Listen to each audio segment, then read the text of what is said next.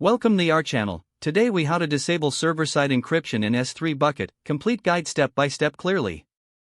To disable server-side encryption in an S3 bucket, first, log into your AWS Management Console. From the console, navigate to the S3 service. Once in the S3 dashboard, find and select the bucket where you want to disable encryption. Click on the Properties tab located in the upper right corner of the page. Scroll down to the Default Encryption section. If server-side encryption is enabled, you will see the current encryption settings listed. To disable encryption, click on the Edit button in this section. Select the option that indicates no default encryption is enabled.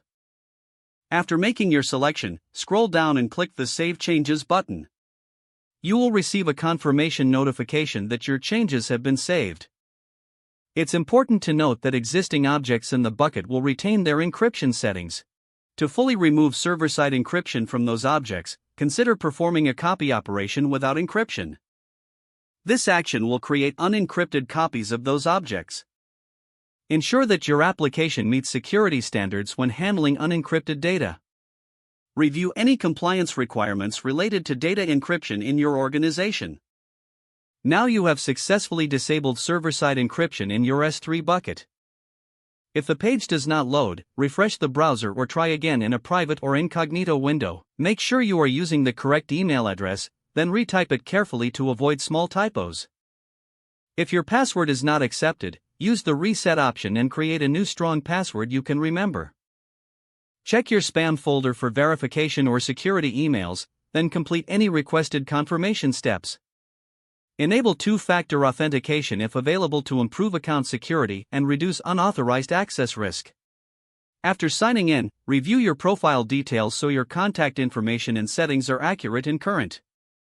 If you see an error message, note it down and try again after restarting your device and internet connection.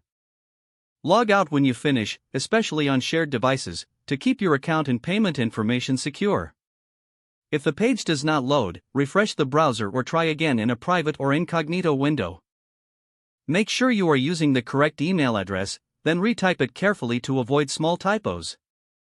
If your password is not accepted, use the reset option and create a new strong password you can remember.